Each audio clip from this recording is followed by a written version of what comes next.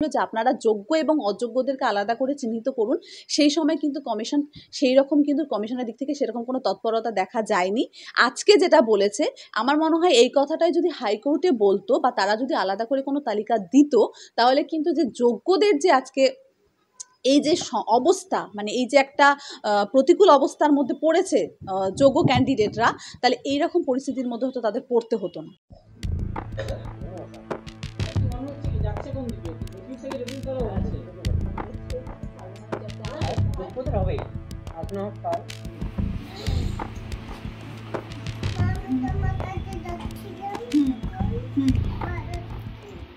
দেখুন মানে এখানে যোগ্য চাকরি প্রার্থীদের কথা, মানে যোগ্যদেরকে আরও কিছুটা ধৈর্যের মানে তাদের পরীক্ষা দিতে হবে।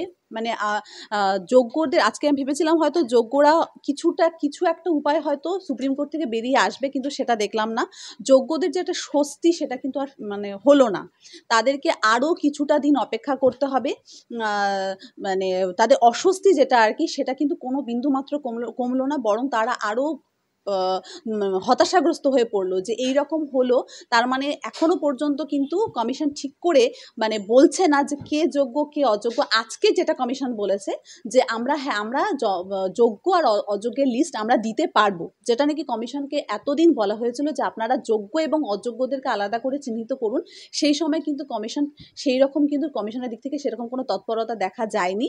আজকে যেটা বলেছে আমার মনে হয় এই কথাটাই যদি হাইকোর্টে বলতো বা তারা যদি আলাদা করে কোনো তালিকা দিত, তাহলে কিন্তু যে যোগ্যদের যে আজকে এই যে অবস্থা, মানে এই যে একটা প্রতিকূল অবস্থার মধ্যে পড়েছে যোগ্য ক্যান্ডিডেটরা, তাহলে এইরকম পরিস্থিতির মধ্যে হয়তো তাদের পড়তে হতো না।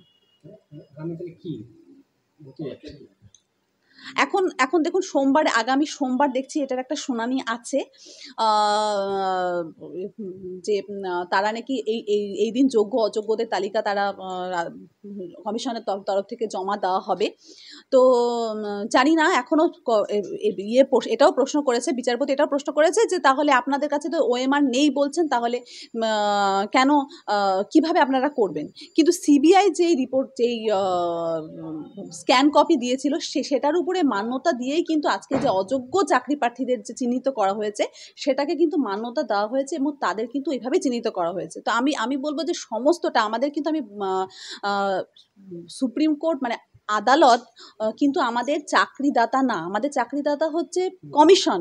তাহলে স্কুল সার্ভিস কমিশনের কাছে আমাদের সমস্ত তথ্য আছে, তাহলে তাদের কাছে কিন্তু যোগ্য আর অযোগ্য এটা প্রমাণ করা খুব একটা কঠিন কাজ না। তারা চাইলেই কিন্তু এটা করতে পারতো, আগেই তারা চাইলে এটা করতে পারতো। এবং আজকে কিন্তু এই দিন যে চাকরি মানে কোনো রকম স্টে দেওয়া হলো না, তার মানে কিন্তু আমরা চাকরি হারা, আমাদের চাকরি নেই এবং আমরা কালকে থেকে স্কুল যেতে পারবো কিনা বা আমাদের সার্ভিস কন্টিনিউশন থাকবে কিনা, এগুলো কিন্তু একটা প্রশ্নের মুখে পড়ে যাচ্ছে। আমাদের যদি বলা হলো জাস্ট একটা নোটিশ বের করে আমাদের বলে দিবে আপনারা স্কুলে যেতে পারছেন না, তাহলে সেই জায়গাটা কিন্তু আমাদের একটা ভীষণ হতাশার জায়গা।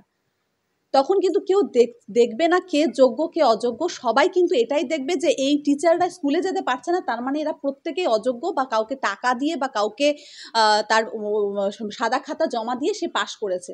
আজকে যখন দেখবে যে একটা বিশাল সংখ্যক টিচার স্কুলে যেতে পারছে না, স্কুলের স্টুডেন্টরাও কিন্তু এটা প্রশ্ন তুলবে যে এই ম্যাম ক্লাস নিত বা এই স্যার ক্লাস নিত, তারা এখন আসছে না কেন। তাহলে স্টুডেন্টদের কাছেও কিন্তু আমাদেরকে যোগ্য প্রমাণ করতে হচ্ছে।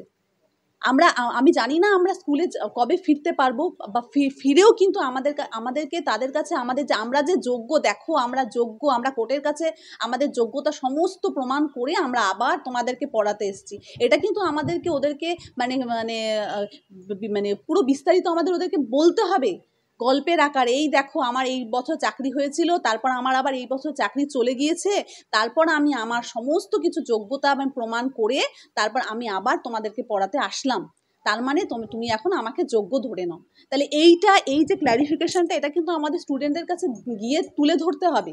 তার মানে ভাবতে পারছেন তো একটা টিচারের জন্য কতটা অসম্মানের জায়গা এটা কিন্তু একটা টিচার কোনোদিনও ডিজার্ভ করে না। আমাদের মানে আমরাই কিন্তু মানে সমাজ মানে মানুষ গড়ার যে কারিগর যেটা বলে আর কি, সমাজের সব থেকে ওপরে তো টিচারের জায়গা। তো আমাদের হাত দিয়ে কিন্তু অনেক মানে ভালো ভালো স্টুডেন্ট বের হয়, তারা অনেক ভালো জায়গায় প্রতিষ্ঠিত হয়। আজকে তাহলে একটা টিচারের সম্মান এই জায়গায় যে তাকে এখন এই মানে আমার থেকে তো অনেক সিনিয়র টিচারও আছে এই প্যানেল